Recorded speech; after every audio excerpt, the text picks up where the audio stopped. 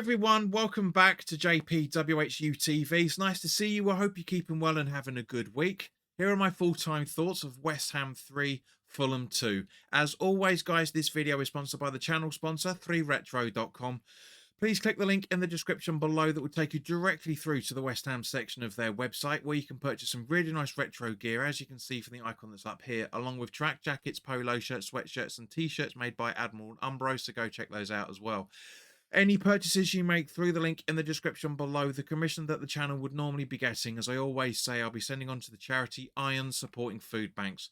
They're based in the Newham area, and they're helping those in the Newham area and the Essex County and further afield for that matter, as they're currently supporting close to, if not over, 80 separate food banks by the time of this recording. So guys, go grab yourself a really nice retro shirt. You'll be saving yourself a few quid in comparison to the club shop, and you'll be helping those that are less fortunate than you and I. But if you want to make a donation directly to the charity, but you don't want to make an affiliate link purchase, that's perfectly fine. There is their Just Give and Fund link in the description. So £1, £2, £5, whatever you can afford, guys. Believe me, every penny helps. So let's crack on as we always do by starting about the team sheet.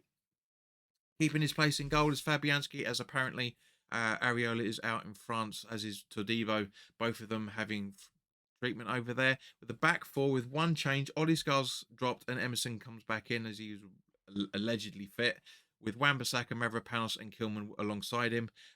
Rodriguez and Alvarez in the defensive midfield positions, with Kudus, Souček and Soler in the midfield supporting the false number 9, that is Paquetá. So under the circumstances, a very, very good starting 11.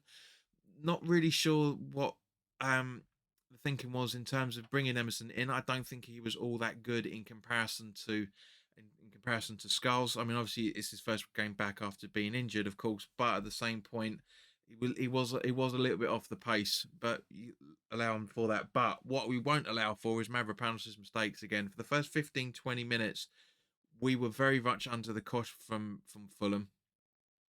Wasn't really our defensive work wasn't really all that much caught, but the more we grew into the game, the more that you could see the confidence was growing, and therefore the more resilient we became. You know, Fulham had their opportunities in the first half, but didn't take them. Unfortunately, you know, hit the bar a few times, went off target, as it was towards the end of the game as well, with Adam Traore's miss right at the death. But in general, however, Leno on the 30-minute mark gives the ball to Pereira, who completely gives the ball away. Ridiculous decision. And Soler with one touch, bam, it's in the back of the net. A beautifully taken goal. Goalkeeper completely wrong-footed, because there was a player that was blocking his way. But absolutely joyous scenes to do it. We did score a goal beforehand, but that was ruled off as offside. As usual, took fucking ages to see what the situation was, but very, very happy with that being 1-0 up. And then literally 2 minutes later, Kudus does a run down the middle, brilliant, passes the ball over to Soler. Wan-Bissaka's tracking in, asks for the ball because he's completely unmarked, gets the ball from Soler, passes the ball to Souček, who's basically stood still, turned around a little bit while the ball came into him, and bam, in the back of the net, bam, and we're 2-0 up at half time in 33 minutes as well. Really, really good performance from the guys. Unfortunately, second half, we still had some great play, but the two goals that we conceded, both from Iwobi, I know that the first one was awarded to Jimenez because it did look like he touched it. Replay showed that he didn't, and likewise for the second goal as well, for that matter. So Robinson gave him an assist for both games, for both goals. So if you got either of those two in your fantasy league, well done, guys.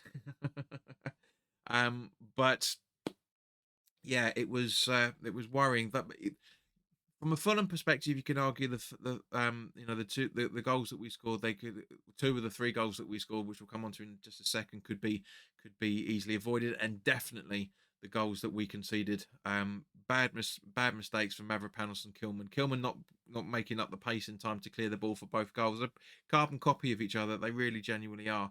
But in between that, Ings come on for Kudus on the 63rd minute. And guys, you know me, the amount of times I've always said about chasing the ball down when the ball is passed back to the goalkeeper, because the ball is in play. And Danny Ings proved last night that's the reason why I've been saying it for weeks, if not months, if not seasons. Because at the end of the day, you noticed that Lennon was having an absolute pissing about like Fabianski does, but Ings pounced on it. Obviously, we had the same thing in the first half as well. We were pouncing on it, but the majority of the time we always normally sitting back when the goalie's got the ball. It's weird. We should be chasing it down, and Ings won the ball beautifully, gave it straight to Paquetá, who scored in an empty net. Now he's 2 goals in 2 games for Paquetá. I don't think we've ever said that since we signed him 2.5 years ago. Um, but it was adulation. But again, as I say, there are a lot of defensive areas that really still need to be worked on. Fortunately, the players are playing a little bit more confidence. Um, it was funny in the second half seeing Potter and his assistants flagging for players to come down, but they weren't. They didn't hear him because obviously there was changes to come on. I mean, Andy Irving came on for Soler on the 72nd minute. Skulls and Creswell came on for Rodriguez and Emerson respectively, and and also and again in the dying minute or so of added time at the end of the second half, Potter was screaming at players to get up the pitch, and they were just walking. Granted, blowing out of steam for a lot of that game, but at the same point,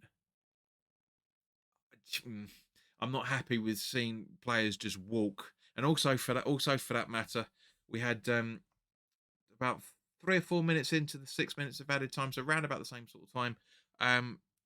Danny Ings was going around going, "Guys, where are you? Come on, support me!" And they were all trekking back. So that tells you the difference that the Moyes mindset and also the Lopetegui mindset is still there for a lot of the players. And as a result of this, guys, there's a lot of positive to take from. It's great to see the work ethic back. It's great to see the fight back. But at the same point, there is also some concerns in terms of our defensive positions and our defensive decision making, and also the midfield for that matter. The midfield was cut through like a hot knife through butter, as the old cliche, the NFL cliche goes.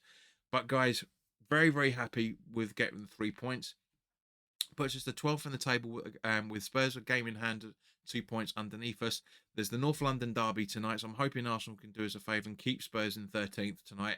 But guys, thank you very, very much for your time. Put your comments in the comments section below. Thank you to everybody that's been watching the videos and subscribing recently. It really, really means a lot to me. It genuinely does. We are so close to 2,800 subscribers now.